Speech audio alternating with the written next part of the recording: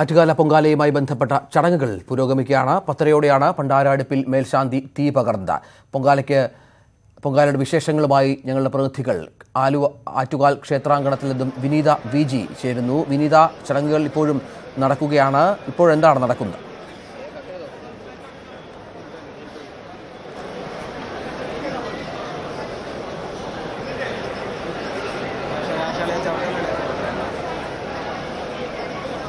വിനീത, കേൾക്കാമോ?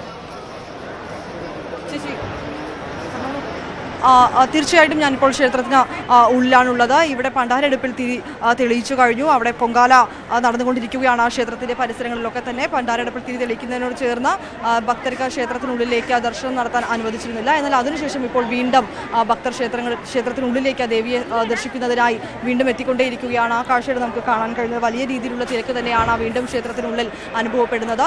രാവിലെ മുതലേ പലരും വന്നിരുന്നുവെങ്കിലും പൊങ്കാല ആ ഒരു സമയം ഉണ്ടായിരുന്നു. അപ്പോൾ അതുകൊണ്ട് തന്നെ പൊങ്കാല അർപ്പിച്ചതിനു ശേഷം തിരിച്ച് വീണ്ടും ദേവിയെ ദർശിക്കാനാണ് ഇവർ എത്തിയിരിക്കുന്നത്. വലിയ രീതിയിലുള്ള സുരക്ഷാ ക്രമീകരണങ്ങളും ഒരുക്കിയിട്ടുണ്ട്. ഇപ്പോൾ ക്ഷേത്രത്തിന്റെ പരിസരങ്ങളിലൊക്കെ തന്നെ പൊങ്കാല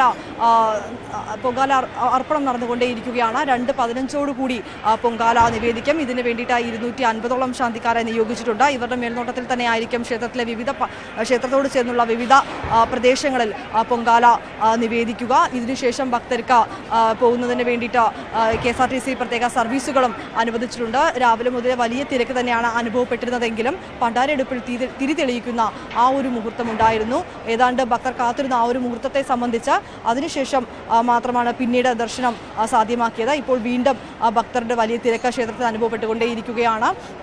വൈകുന്നേരത്തോടു കൂടിയാണ് കുത്തിയോട്ട ചടങ്ങുകൾ ആരംഭിക്കുക. ഇത്തവണ 815 ബാലന്മാരാണ് കുത്തിയോട്ടത്തിനായി എത്തിയിട്ടുള്ളത്. 7 മണിയോടുകൂടിയായിരിക്കും ചൂരൽകുത്ത് എന്ന ചടങ്ങ് ആരംഭിക്കുക. അതിനുശേഷം താലപ്പൊലിയുടെയും കുത്തിയോട്ട ബാലന്മാരുടെയും വാദ്യമേളങ്ങളുടെയും ഒക്കെ അകമ്പടിയോടുകൂടി ദേവി മണക്കാട്ട് ശാസ്താ ക്ഷേത്രത്തിലേക്ക് ഉണ്ടാവും. അതിനുള്ള ഒരുക്കങ്ങളൊക്കെ വൈകുന്നേരത്തോടു കൂടി പൂർണ്ണമാകും. ഇപ്പോൾ നിലവിൽ വലിയ രീതിയിലുള്ള ഒരു തിരക്കാണ് നമുക്ക് ക്ഷേത്രത്തിനുള്ളിൽ നിന്ന് അനുഭവപ്പെട്ടുകൊണ്ടേ ിരിക്കുന്നത്. ക്ഷേത്ര പരിസരത്തൊക്കെ തന്നെ പൊങ്കാല അടുപ്പുകളുമായി ഭക്തർ ഒരു ആത്മസമർപ്പണം, പൊങ്കാലയിലൂടെ ഭക്തരുടെ ഒരു ആത്മസമർപ്പണം തന്നെയാണ് നടന്നുകൊണ്ടേയിരിക്കുന്നത്. പൊങ്കാല ഒരുക്കങ്ങൾ, പൊങ്കാല നിവേദ്യം 2:15 തയ്യാറാകും. അതിനുശേഷം ചടങ്ങുകൾ പൂർത്തിയാകും. പൊങ്കാല പുണ്യം തേടി ഭക്തലക്ഷങ്ങളാണ് ആറ്റുകാൽ എത്തിയിരിക്കുന്നത്. പണ്ടാരടുപ്പിൽ 10:30 തീ പകർന്നു. തോറ്റമ്പാട്ടുകാർ പാണ്ഡ്യരാജാവിന്റെ വധം കഴിയുന്ന ഭാഗം പാടിക്കഴിഞ്ഞപ്പോഴാണ് പൊങ്കാലയ്ക്ക് തുടക്കമായത്.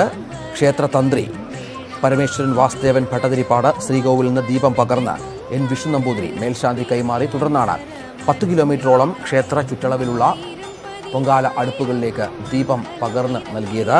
ഭക്തിസാന്ദ്രമായ അന്തരീക്ഷത്തിൽ ഭക്തപുണ്യവുമായി ഉച്ചയ്ക്ക് ശേഷം ലക്ഷക്കണക്കിന് സ്ത്രീകൾ, ഏതാണ്ട് 40 ലക്ഷത്തോളം പേർ പങ്കെടുക്കുന്നുവെന്നാണ് ക്ഷേത്ര അധികാരികൾ പറയുന്നത്. അവർ പുണ്യവുമായി അവരുടെ ഭവനങ്ങളിലേക്ക് മടങ്ങും. നിവേദനത്തിനായി ഏതാണ്ട് 250ഓളം ശാന്തിമാരെ വിവിധ മേഖലകളിൽ നിയോഗിച്ചിട്ടുണ്ട്. ഇന്ന് രാത്രി 7:30 കുത്തിയോട്ടത്തിന് ചൂരൽകുത്ത് ഉണ്ട്. അതിൽ 815 ബാലന്മാർ പങ്കെടുക്കുന്ന സവിശേഷമായ ചടങ്ങും ഇതിന്റെ ഭാഗമായി ഉണ്ട്.